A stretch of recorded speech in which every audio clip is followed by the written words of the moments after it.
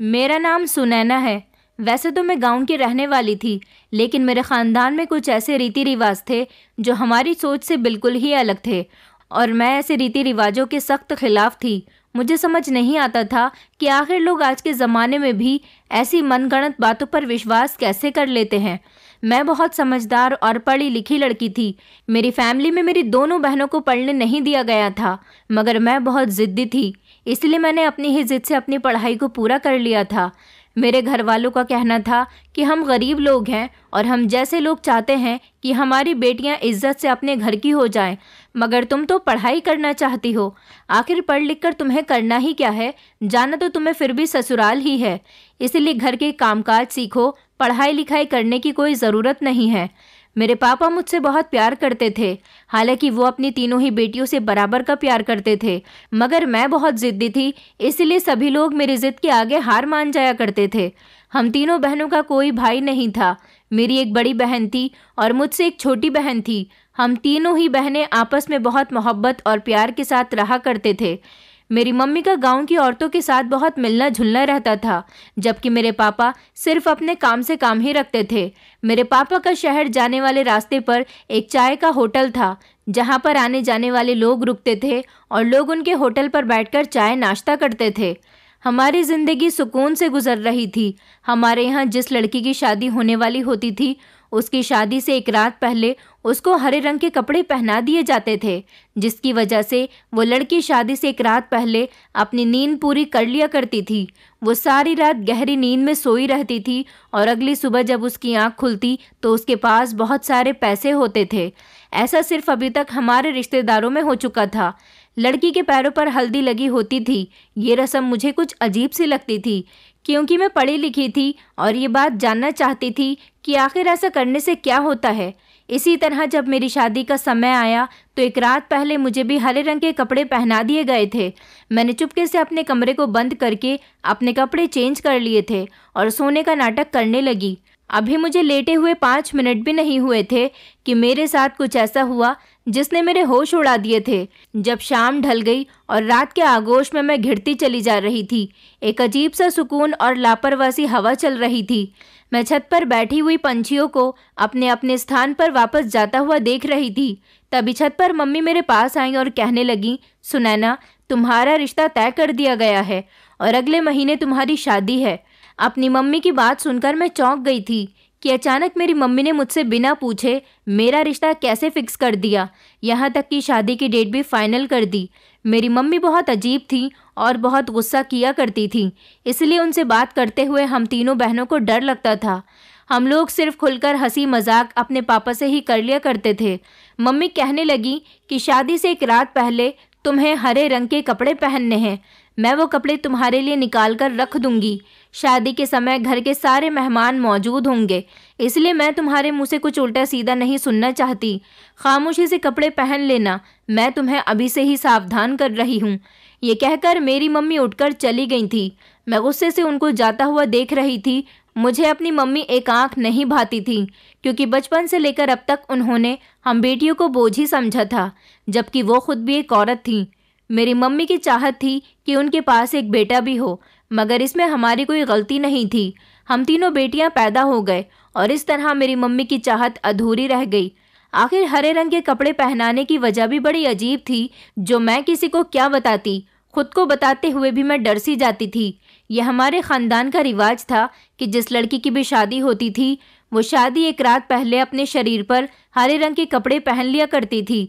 फिर सुबह उसके पास ढेर सारे पैसे होते थे। लेकिन मुझे ये रिवाज हरगिज़ भी पसंद नहीं था। ऐसा तो लालची लोग करते हैं जो अपनी बेटियों के बदले ढेर सारे पैसे वसूलते हैं, और हमारे घर में भी ये सब पहली बार नहीं हो रहा था। हालांकि इससे पहले भी मेरी बहन की शादी हुई थी, तब भी मेरे घर वालों को ढेर सारे पैसे मिले थे। मेरी बहन के साथ भी यही सब कुछ किया गया था। मैं इस रिवाज को लालच समझती थी, इसलिए मैं इस रस्म के पीछे छुपी हकीकत के बारे में भी जानना चाहती थी। इसलिए मैं दिल ही दिल में एक प्लान बनाकर बैठ गई थी। लेकिन शायद मेरी मम्मी को इस बारे में अंदाज़ा हो गया था, तभी तो वो मुझे सावधान करने के लिए आ गई थी। मैं नहीं जानती थी कि मेरी शादी किसके साथ हो रही है। मुझे तो कोई लड़के वाले भी देखने के लिए नहीं आए थे। मुझे इतना यकीन ज़रूर था, मेरी बड़ी बहन की तरह मम्मी ने मेरा रिश्ता भी मेरा फ़ोटो दिखाकर ही फिक्स कर दिया होगा, क्योंकि मेरी बड़ी बहन को भी लड़के वाले देखने के लिए नहीं आए थे। मेरी मम्मी का कहना था कि लड़के वालों को मेरी बहन की फ़ोटो दिखा दी गई है। उन्होंने उसकी फ़ोटो में ही देखकर उसे पसंद कर लिया और वो लोग कुछ दिन बाद बारात लेकर आ जाएंगे। मैं इस बात के बहुत खिलाफ थी। हमें लड़के वालों के बारे में पूरी जांच पड़ताल करनी चाहिए थी, मगर मेरे मम्मी पापा ने मेरी इस बात पर ध्यान ही नहीं दिया था। और अब मैं ये भी चाहती थी कि मेरे साथ भी ऐसा ही होना चाहिए। आखिर पता होना चाहिए कि मेरी शादी किस परिवार में हो रही है, कौन सी जगह पर हो रही है और लड़का कौन है, दिखने में कैसा है। मैंने मम्मी से दबे दबे शब्दों में पूछने की कोशिश की थी, मगर वो गुस्सा हो गई और कहने लगी, क्या तुम्हारे लिए ये जानना काफ़ी नहीं है कि तुम किस दिन दुल्हन बनोगी? पता नहीं आजकल की लड़कियों को क्या हो गया है, अपनी ससुराल के बारे में सब कुछ जानने के लिए पहले ही बेचैन होती हैं। हमारे ज़माने में तो हमारे माता पिता रिश्ता तय कर दिया करते थे और हमें शादी के दिन ही पता चलता था कि हम कहाँ पर विदा होकर आए हैं। और तुम आज की लड़की जो बेचैन हो रही हो सब कुछ जानने के लिए। मैंने अपनी मम्मी से ज़्यादा ज़िद की तो वो मुझे मेरी शिक्षा के ताने देने लगी थी और तो और मेरी बड़ी बहन को भी कोसने लगी थी। मम्मी कहने लगी, ज़्यादा पढ़ लिख कर तुम्हारा दिमाग ख़राब हो गया है, इसलिए मैं तुम्हें मना करती थी कि तुम्हें ज़्यादा नहीं पढ़ना चाहिए, लेकिन तुमने अपने पिता को अपनी बातों में ले लिया। पढ़ी लिखी लड़कियां बहुत चालाक होती हैं और वो तुम्हारी बड़ी बहन सुरभि जो घर से भागने की नई रस्म पैदा कर गई, तो तुम उसकी पैरवी मत करना। तुम दोनों बेटियों ने तो गाँव में हमारी नाक कटवा दी है, किसी से नज़र मिलाने के काबिल तक नहीं छोड़ा। मैं अपनी मम्मी की बात सुनकर खामोश हो गई थी, क्योंकि मुझे अपनी मम्मी से ऐसी ही बातों की उम्मीद थी। वो जब भी बोलती थी हम बेटियों के बारे में कड़वा ही बोलती थी। मेरी छोटी बहन को भी वो छोटी छोटी बातों पर डांटती रहती थी। उनकी बातें सुनने की हम तीनों बहनों को आदत थी, इसलिए मैंने भी अपनी मम्मी की बात को इग्नोर कर दिया और अपना मूड ख़राब नहीं किया। लेकिन मैं पापा से बात करना चाहती थी। मैं पापा के पास बड़ी आस के साथ गई थी। मैंने पापा से कहा, पापा मेरी जिस लड़की के साथ शादी हो रही है मैं उसकी फ़ोटो देखना चाहती हूँ। प्लीज़ आप मुझे उसकी फ़ोटो दिखा दो। आपको तो पता होगा ना कि मेरा रिश्ता कहाँ पर फिक्स किया गया है। लेकिन आज पहली बार मुझे बहुत हैरत हुई थी। मुझे अपने पापा से इस तरह के जवाब की उम्मीद बिल्कुल भी नहीं थी। आज तो उन्होंने बिल्कुल मम्मी का रूप धारण कर लिया था। वो कहने लगे, सुनैना खामोश हो जाओ। अपने पिता से तुम्हें ऐसी बेशर्मी की बातें करते हुए शर्म नहीं आ रही? क्या तुम भी अपने दिल में सुरभि के जैसे इरादे रखकर बैठी हुई हो? बस खामोशी से तुम शादी की रात हरे रंग के कपड़े पहन लेना, यही हमारी रीत है और यही रिवाज है। मैं पापा की बात सुनकर खामोश हो गई थी। मैं समझ गई थी कि पापा का इतना बदला हुआ बिहेवियर सिर्फ और सिर्फ मेरी बड़ी बहन की वजह से है, क्योंकि जिस दिन से वो घर से गई है उसी दिन से पापा का भी मूड हम बहनों की तरफ से बदल गया है। मेरे पापा नहीं समझते थे कि रीति रिवाज हम बहनों को रास नहीं आए थे। आज भी सोचकर मेरा दिल दहल जाता था कि जिस रात मेरी बड़ी बहन सुरभि की शादी थी वो बहुत खुश थी और उसने बड़ी खुशी खुशी वो हरे रंग के कपड़े पहन लिए थे। हम लोग तो उसकी शादी की खुशी में गानों पर डांस कर रहे थे, लेकिन आधी रात अचानक ना जाने क्या हुआ कि उसकी चीखों की आवाज़ से पूरा घर गूंज उठा था। हमारे घर में सारे मेहमान आए हुए थे। हम सब लोग घबरा गए थे। हम जैसे ही भागकर अपनी बहन के कमरे की तरफ गए तो उसका कमरा खाली था, जबकि उसके बिस्तर पर बहुत सारे पैसे पड़े हुए थे। इतने ढेर सारे पैसे शायद मैंने अपनी ज़िंदगी में पहले कभी नहीं देखे थे। मेरी बहन की शादी मेरी शादी से 1 साल पहले हुई थी। मुझे ये सब देखकर डर लगने लगा था। मेरी मम्मी को अपनी बेटी के भागने की ज़्यादा टेंशन नहीं थी। उन्होंने वो सारे पैसे उठाकर रख लिए। मैंने अपनी मम्मी से सवाल किया था कि मम्मी आखिर सुरभि कहाँ चली गई है। मेरी मम्मी ने कहा कि तुम्हारी बहन घर छोड़कर भाग गई है, लेकिन ना जाने क्यों मुझे मम्मी की बात पर यकीन नहीं आ रहा था। मैं अपनी बहन को अच्छी तरह से जानती थी। वो बहुत मासूम और सीधी थी। उसका किसी लड़के के साथ रिश्ता नहीं था, तो फिर वो किसके साथ भाग सकती थी? अगर उसका किसी लड़के के साथ रिश्ता होता तो वो मुझे ज़रूर बताती। मैं अपनी मम्मी की बात सुनकर डर गई थी, क्योंकि मेरी मम्मी हमेशा गुस्से में रहती थी। जब सारे मेहमान अपने अपने घरों को वापस चले गए तो मैंने फिर से अपनी मम्मी से सवाल किया था, मम्मी सुरभि आखिर कहाँ चली गई है और वो किसके साथ गई है? तो मम्मी ने फिर कहा कि तुम खामोश रहो। तुम्हें बताया है ना कि तुम्हारी बहन घर से भाग गई है। क्या पता किसके साथ गई है। जाते जाते हमारे मुंह पर कालिक मल गई। सारे गांव वाले कहते हैं कि मैंने उसकी अच्छी परवरिश नहीं की, इसलिए तुम्हारी बहन मेरी नाक कटवा कर चली गई। मेरी मम्मी हर बार अपनी बेटी पर इल्ज़ाम लगा रही थी। मैं अपनी बहन को अच्छी तरह से जानती थी। वो ये बात क्यों नहीं समझ रही थी कि वो गलत नहीं थी और वो कभी भी भाग नहीं सकती थी, क्योंकि वो तो अपनी शादी से भी बहुत खुश थी। समझ नहीं आ रहा था कि आखिर वो किसके साथ जा सकती थी। मैंने मम्मी से कहा कि अगर सुरभि को भागना ही था तो फिर उसने शोर क्यों मचाया था? वो खामोशी से भी तो भाग सकती थी ना। क्या पता उसे किसी ने किडनैप कर लिया हो। मेरी मम्मी ने मुझे घूर कर देखा था और कहने लगी, अभी तू छोटी है, इसलिए अपने दिमाग पर ज़्यादा जोर मत डाल। मैं नहीं चाहती कि तुम दोनों बहनें भी अपनी बहन सुरभि पर जाओ, इसलिए इस बात में ज़्यादा दखल अंदाजी करने की ज़रूरत नहीं है। मुझे और मेरी छोटी बहन को सुरभि की बहुत याद आती थी। हम दोनों बहनें आपस में यही बातें करते थे कि ज़रूर सुरभि के साथ कुछ गलत हुआ है। वो इतनी आसानी से कैसे जा सकती है? मैं छुप छुप कर सुरभि के लिए रोती थी, मगर वो तो ऐसी बेवफा निकली कि उसने कभी पलटकर हम लोगों की तरफ देखा ही नहीं। मेरे दिल से मेरी बहन का गम नहीं जाता था। मैंने सोच रखा था कि मैं अपनी बहन को ढूंढ कर ही रहूंगी। मैंने गांव में अपनी मम्मी से बाजार जाने के बहाने कई बार अपनी बहन को तलाश किया था, मगर सुरभि मुझे कहीं भी नज़र नहीं आई थी। मैं और कहीं तो नहीं जा सकती थी और मेरी समझ भी नहीं आ रहा था कि मैं अपनी बहन को किस तरह से तलाश करूं। इसी तरह से 1 साल गुजर गया था, मगर मेरी बहन का कुछ पता नहीं चला था। हमारे पड़ोस में एक लड़का रहता था, वो पुलिस ऑफिसर था। मैंने अपनी मम्मी के मोबाइल से चुपके से उसे SMS सेंड किया था। मैंने उसको अपनी शादी के बारे में बता दिया था। गौतम 1 महीने पहले ही हमारे पड़ोस में शिफ्ट हुआ था। जब मुझे पता चला कि वो एक पुलिस ऑफिसर है तो मैंने एक दिन अपनी मम्मी से छुपकर उसके घर चली गई थी। मैंने उसे उसका मोबाइल नंबर लिया था और उससे हेल्प मांगी थी कि वो मुझे मेरी गुमशुदा बहन से मिलवा दे और मेरी बहन को कहीं ना कहीं से तलाश करने की कोशिश करे, क्योंकि वो पुलिस ऑफिसर था और वो इस काम को आसानी से कर सकता था। वो मेरी मदद करने के लिए तैयार हो गया था। वो एक नरम दिल और एक अच्छा इंसान था। मेरी शादी में भी अभी 1 महीना था। धीरे धीरे हम दोनों के बीच बातचीत होने लगी थी, क्योंकि मैं चोरी चुपके उसके घर चली जाया करती थी और मुझे उससे कोई काम होता तो मैं उसे मम्मी के मोबाइल से चुपके से SMS सेंड कर दिया करती थी। लेकिन इस दौरान वो मुझे अच्छा लगने लगा था। मैं मन ही मन उसको चाहने लगी थी। मैंने अपनी शादी से 1 हफ्ता पहले उससे अपनी मोहब्बत का इजहार भी कर दिया था। उसने भी मुझे फ़ौरन ही जवाब दे दिया था कि वो भी मुझसे प्यार करता है। वो काफ़ी दिनों से मेरी बहन को तलाश कर रहा था, मगर सुरभि का तो कुछ पता ही नहीं चल रहा था। मैं गौतम को अपनी शादी के बारे में बताने के बाद बेफिक्र हो गई थी। मुझे उम्मीद थी कि बाकी का मामला वो संभाल लेगा, मगर उसके रिप्लाई ने तो मेरे होश उड़ा दिए थे। शादी से 1 हफ्ते पहले उसने मुझसे कहा था कि तुम अपने पेरेंट्स का कहना मान लो और उनके कहने के मुताबिक शादी कर लो। तुम्हें अपने पेरेंट्स के फैसले के मुताबिक सर झुका देना चाहिए। मैं उसके मैसेज को बार बार पढ़ रही थी और मेरी आंखों से आंसू निकल रहे थे। अब मेरे पास कोई सॉल्यूशन ही नहीं बचा था, इसलिए मैंने शादी की तैयारी शुरू कर दी थी और मैंने अपनी इस शादी को एक्सेप्ट भी कर लिया था। मैंने अपने लिए कपड़े खरीद लिए थे। एक दिन मेरे घर में कोई भी नहीं था, क्योंकि मम्मी पापा मेरी शादी का इनविटेशन हमारे रिश्तेदारों को देने के लिए शहर गए हुए थे। इसलिए मैं और मेरी छोटी बहन घर पर अकेले थे। तभी अचानक से घर के दरवाजे पर दस्तक हुई। मैंने खिड़की से झांक कर देखा तो एक भिखारी खड़ा हुआ था।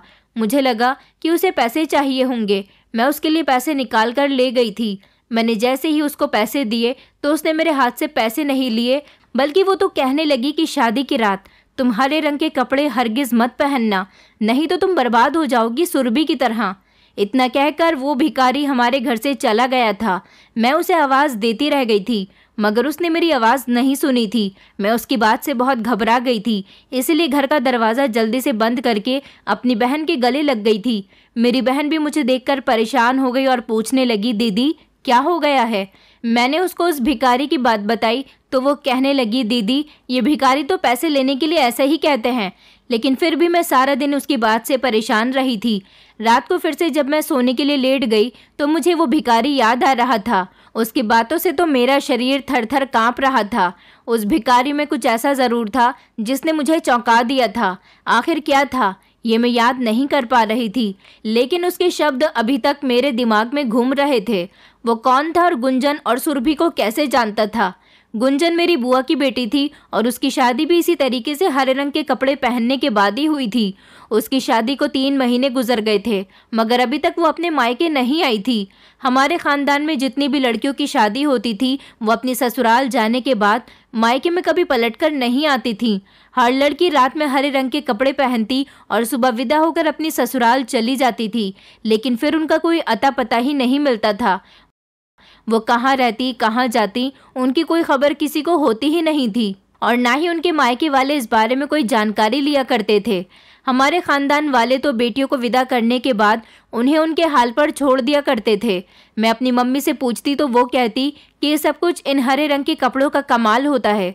मैंने ठान लिया था कि मैं इन हरे रंग के कपड़ों का सच जानकर ही रहूंगी, मगर जब मेरे लिए वो समय आ गया तो मेरे हौसले दम तोड़ने लगे थे। अभी भी बहुत सी ऐसी बातें थीं जिनके बारे में मुझे पता लगाना था। मैंने खामोश रहने का फैसला किया था और मैं खामोशी से अपनी शादी की तैयारी करती चली जा रही थी। मम्मी और पापा मेरी तरफ से दोनों ही बेफिक्र हो गए थे। अब वो अपने कामों में बिजी हो गए थे। मेरे पापा हर रोज़ अपने चाय के होटल पर जाते थे। मम्मी पापा के घर से निकलते ही घर के कामकाज में बिजी हो जाती थी। हमारे घर के हालात बहुत ख़राब थे, लेकिन जिस दिन से मेरी बहन घर से गई थी उसके बिस्तर से हमें ढेर सारे पैसे मिले थे। तब से ही हमारे घर के हालात बहुत बेहतर हो गए थे। हमारे घर में एक से एक अच्छी चीज़ आ गई थी। आज दोपहर के टाइम पर मेरी मम्मी सो रही थी तो मैंने घर से बाहर निकलने का फैसला कर लिया था ताकि मुझे उस दिन वाला भिखारी मिल जाए, मगर वो मुझे कहीं नहीं मिला था। मैंने उसे पूरे मोहल्ले में तलाश कर लिया था। मैं बहुत देर तक गली मोहल्ले में उसे ढूंढ ढूंढ कर परेशान होती रही और फिर मायूस होकर मैं अपने घर लौट आई थी। मैं घर वापस आ रही थी तब अचानक मेरी नज़र गौतम के घर पर पड़ी। मेरे दिल में ख्याल आया कि 4 दिन बाद मेरी शादी है, मुझे एक आखिरी बार गौतम से बात कर लेनी चाहिए। आखिर मुझे भी तो मालूम हो कि उसने अचानक मुझसे नज़रें क्यों फेर ली हैं। मैं यही सोचती हुई गौतम के घर के अंदर चली गई थी। मेरी खुशकिस्मती ये थी कि गौतम के घर का दरवाज़ा खुला हुआ था। मैं दबे दबे कदमों से आगे बढ़ रही थी, तभी अचानक मुझे किसी लड़की की आवाज़ आई थी। मुझे लगा था कि शायद वो किसी और की मोहब्बत में फंस चुका है, इसलिए मैं वापस अपने घर को आ गई थी, क्योंकि वो मुझ जैसी एक मामूली सी लड़की से शादी करके भी क्या कर सकता था। मेरा दिल बुरी तरह से टूट चुका था। इधर मेरी शादी के फंक्शन शुरू हो गए थे। मेहंदी के बाद संगीत और फिर मेरी विदाई का टाइम भी आ गया था। मैं डर से कांप रही थी जब शादी से एक दिन पहले मम्मी ने मुझे वो हरे रंग के कपड़े लाकर दे दिए जो हमारे ख़ानदान के हर दुल्हन को पहनाए जाते थे। वो कपड़े उन्होंने मुझे पहनने के लिए कहे थे। मैंने वो कपड़े पहनकर मम्मी को ये जाहिर कर दिया था कि मैं कपड़े पहन चुकी हूँ, लेकिन मम्मी के जाते ही जब सब लोग अपने अपने कमरे में चले गए तो मैंने खामोशी से कपड़े चेंज कर लिए और वो हरे रंग के मम्मी के दिए हुए कपड़े मैंने अलमारी में छुपा दिए थे। और जो मैं हरे रंग के कपड़े पहले ही मार्केट से लेकर आई थी, मैंने उनको पहन लिया था। मैं सोने के लिए लेट गई थी। थोड़ी ही देर गुजरी थी कि अचानक मुझे किसी की खटपट की आवाज़ आने लगी थी। कोई दबे दबे कदमों से मेरे कमरे की तरफ बढ़ रहा था। मैं बहुत डर गई थी। वो आवाज़ धीरे धीरे मेरे कमरे की तरफ आ रही थी। फिर अचानक किसी ने मेरे मुंह पर हाथ रख लिया था। सामने खड़े हुए इंसान को देखकर मेरे पैरों तले से ज़मीन निकल गई थी, क्योंकि मेरे सामने कोई और नहीं बल्कि गौतम खड़ा हुआ था। गौतम ने मुझे खामोश खड़े रहने का इशारा किया था और फिर वो मेरे कान में कहने लगा कि चुपचाप मेरे साथ चलो। मेरी समझ में नहीं आ रहा था कि मैं क्या करूं। मैंने अपने दिल की सुनने की ठान ली थी। मैं चुपचाप गौतम के साथ चली गई थी, जो मुझे हमारे घर के पीछे ले गया था। फिर वो कहने लगा, तुम मेरे साथ मेरे घर चलो, मैं तुम्हें एक्सेप्ट कर लूँगा। मैं समझ गई थी कि वही मेरा रखवाला है, वही मुझे हमारे ख़ानदान की बाकी लड़कियों की तरह गायब होने से बचा सकता है। मैं उसके साथ जाने के लिए तैयार हो गई तो उसने मुझे दीवार कूदने के लिए कहा था। मैं उसके साथ दीवार कूदकर अपने घर की 4 दीवारी से दूर हो चुकी थी। गौतम ने मेरा साथ किसी मेहरबान दोस्त की तरह दिया था। उसने मेरे लिए खाना बनाया था और मुझे खाना खिलाकर उसने मुझे अपने घर में ही बना हुआ एक कमरा दिखा दिया था और कहने लगा कि तुम यहाँ पर आराम करो। मैं कमरे में आराम करने के लिए चली गई थी और बिस्तर पर लेट गई। मैं जैसे ही लेटी तो मैं गहरी नींद में चली गई थी। सुबह जब उठी तो मैंने गौतम को पुलिस की यूनिफॉर्म में देखा था। वो कहने लगा कि मैं ड्यूटी पर जा रहा हूँ, मेरे जाते ही तुम दरवाज़ा बंद कर लेना। मैंने गौतम के जाते ही उसके घर के दरवाजे को अच्छी तरह से अंदर से लॉक कर लिया था। दोपहर का 1 बज रहा था जब मुझे पड़ोस से बैंड बाजे की आवाज़ आ रही थी। मैं बड़ी हैरान हुई थी कि आज किसकी शादी है। 2 घंटे के बाद वो बारात बड़ी धूमधाम के साथ वापस लौट गई थी। फिलहाल मैंने इग्नोर कर दिया था और मैं गौतम के घर की सफाई करने के बाद किचन में ठंडा पानी पीने के लिए गई थी कि किसी ने पीछे से आकर मेरे मुंह पर रुमाल रख दिया था, जिसमें शायद नशे की दवाई मिली हुई थी। उसे सूंघकर मैं बेहोश हो गई थी। फिर जब मेरी आंख खुली तो मैंने खुद को एक टूटे फूटे घर में पाया था। मैंने आंखें खोलकर इधर उधर देखने की कोशिश की थी। वो बहुत अजीब सा और छोटा सा कमरा था। ज़मीन भी कच्ची थी और बाहर से छोटे छोटे बच्चों के रोने की आवाज़ आ रही थी। मेरा सर बहुत घूम रहा था, लेकिन मैं फिर भी उठकर बैठ गई थी। मैंने सोचा कि मैं बाहर जाकर तो देखूं कि आखिर मैं कहाँ आ गई हूँ। मैं जैसे ही बाहर गई तो बाहर 3 जवान लड़कियां बैठी हुई थी। वो तीनों ही मुझे देखकर मुंह सिकोड़ने लगी थी। तभी घर की तरफ से एक औरत निकल कर आई थी। वो मुझे देखकर कहने लगी, हमारे घर इतनी देर तक सोते रहने का रिवाज नहीं है, तुम अपने चाल चलन सीधे कर लो। मैं तो उस औरत की बात सुनकर हैरान रह गई थी। मैंने उससे कहा कि आखिर आप कौन हो और मैं इधर क्या कर रही हूँ? ये किसका घर है? मैं कहाँ पर आ गई हूँ? मैं उस औरत से तरह तरह के सवाल करने लगी थी। उस औरत ने किसी को आवाज़ लगाई थी, अरे गजेंद्र, आजा तेरी पत्नी सोकर उठ गई। पति गजेंद्र की? मैं तो ये बात सुनकर हैरान रह गई थी। मेरी तो शादी ही नहीं हुई थी, बल्कि मुझसे शादी तो गौतम करना चाहता था और वो मुझे अपने घर पर ले गया था। मेरी कुछ समझ नहीं आ रहा था। मैं बार बार यही सब कुछ सोच रही थी जब कोई 55 साल का आदमी छत से उतरकर नीचे आ गया था। वो तीनों जवान लड़कियां उसी की थीं। उसकी सबसे बड़ी बेटी की उम्र 19 साल थी और बाकी दोनों बेटियां उससे 2-2 साल छोटी थीं। वो बहुत काला सा और मोटा सा आदमी था। वो आदमी मुझे देखकर बहुत खुश हुआ था। फिर वो अपनी माँ की तरफ देखकर कहने लगा कि हमारी शादी का बंदोबस्त किया जाए। अब मैं बर्दाश्त नहीं कर सकती थी। मैं चिल्लाने लगी थी कि कौन हो तुम लोग और मुझे यहाँ पर क्यों लाया गया है? मैंने उनसे कहा कि मैं जानती हूँ तुम लोगों ने मुझे गौतम के घर से किडनैप किया है। वो तुम लोगों को छोड़ेगा नहीं। वो मोटा सा आदमी हंसकर कहने लगा, तुमने बिल्कुल ठीक आइडिया लगाया। हमने तुम्हें किडनैप किया है, लेकिन तुम बेफिक्र रहो क्योंकि गौतम तुम्हें कभी भी नहीं ढूंढ पाएगा, क्योंकि तुम्हारा गांव इस जगह से बहुत दूर है। अब तुम्हारी भलाई इसी में होगी कि तुम खामोशी से मेरे साथ शादी कर लो, नहीं तो इस घर में तुम्हें खाना तक नहीं दिया जाएगा और फिर भूख से बिलक बिलक कर तुम मर जाओगी। मरने से अच्छा है कि तुम खामोशी से शादी कर लो, यही तुम्हारे लिए बेहतर होगा। मैं उस आदमी की कड़ाकेदार आवाज़ से डरकर रोने लगी थी। मैं समझ गई थी कि यहाँ से बाहर निकलना मेरे बस में नहीं है, इसलिए मैंने खामोशी से गजेंद्र का कहना मान लिया था। इसी तरह मेरी शादी गजेंद्र के साथ हो गई थी और मैं कम उम्र की लड़की उसकी जवान बेटियों की माँ बन गई थी। मेरी अनचाही सास तो घर का कोई भी काम नहीं करती थी। उसने घर का सारा काम मेरे हवाले कर दिया था कि अब किडनैप करके लाई गई बहू ही घर का सारा काम किया करेगी। मैंने सब कुछ बर्दाश्त करना सीख लिया था और ख़ुद को इस घर के माहौल में ढाल लिया था।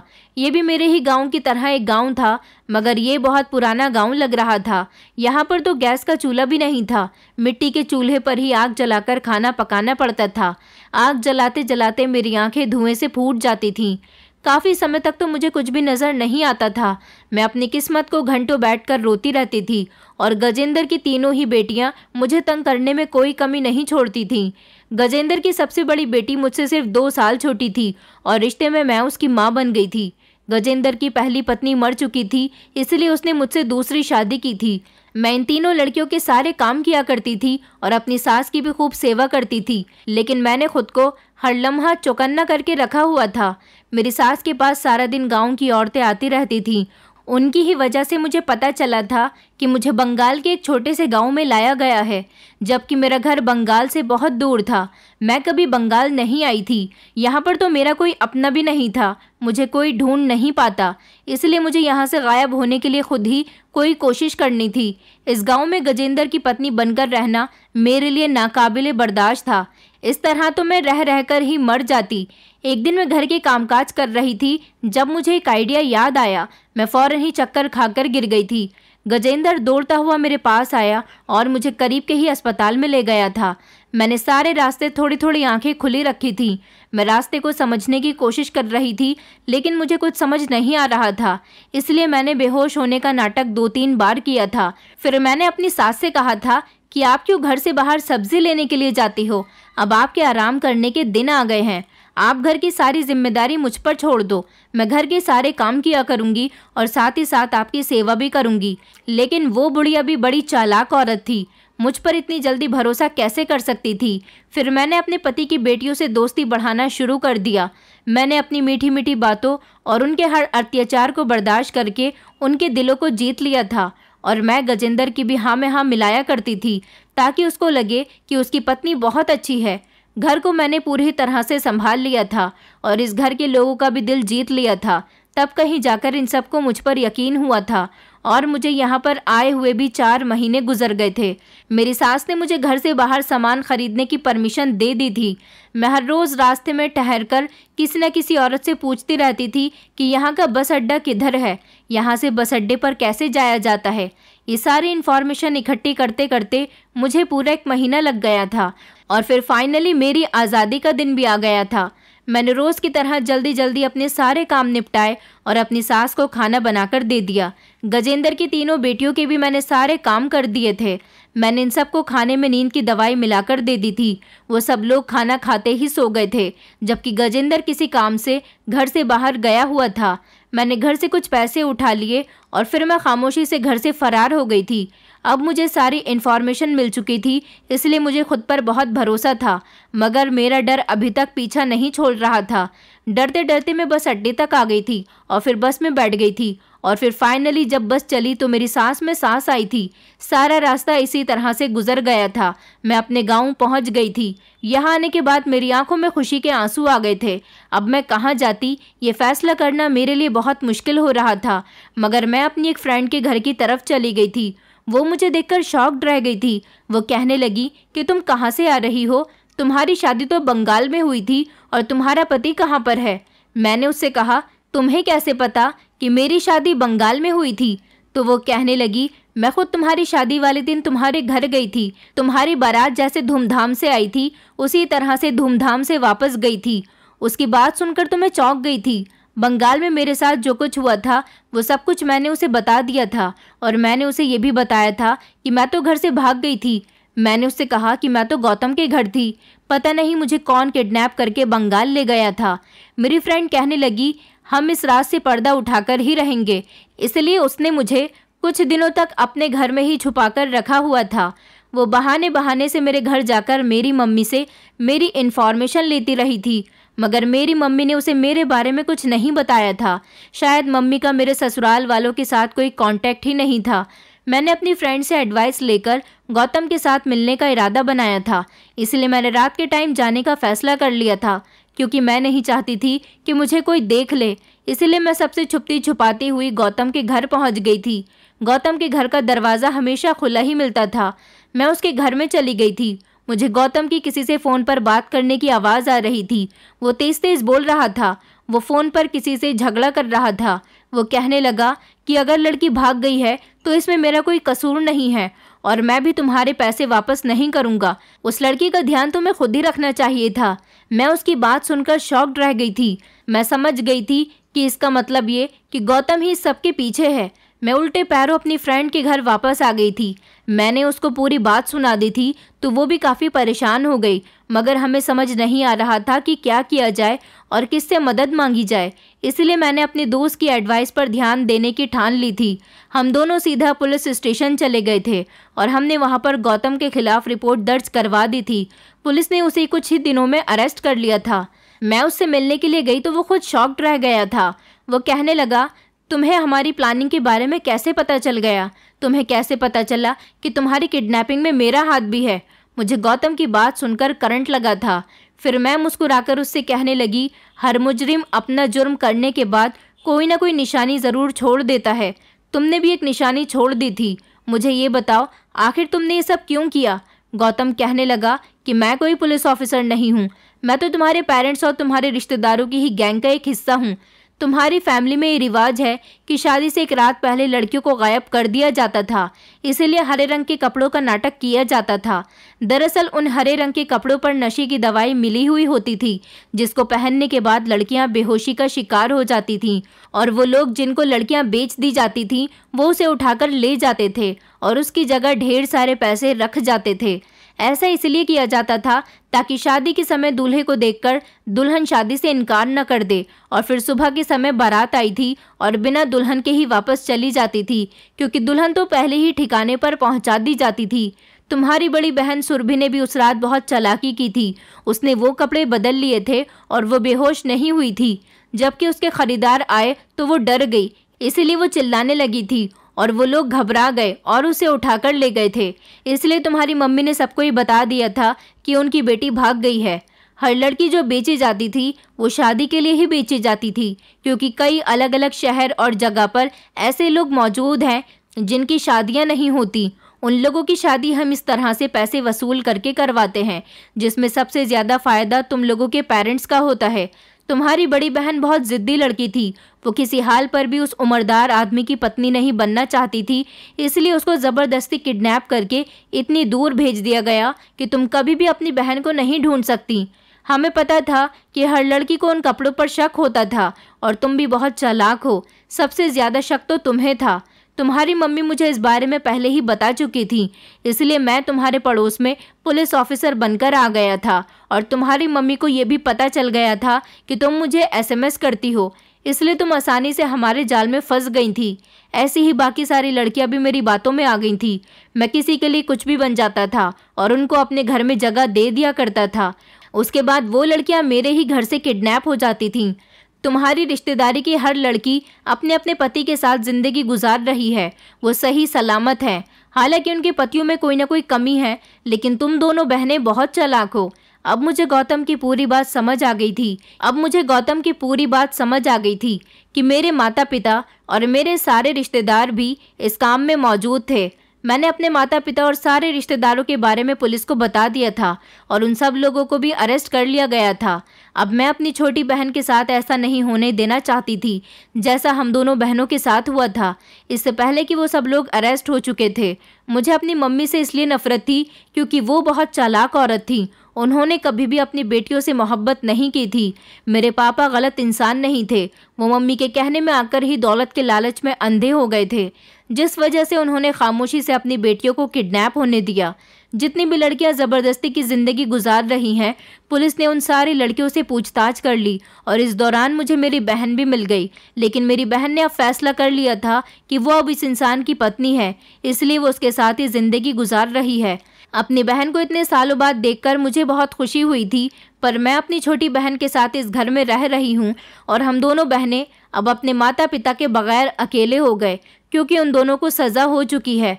हम अपनी ज़िंदगी खुशी खुशी गुजार रहे हैं। ऐसे माता पिता का हमें कोई फ़ायदा नहीं है जो अपनी बेटियों की ज़िंदगी अपने ही हाथों से तबाह करते हों।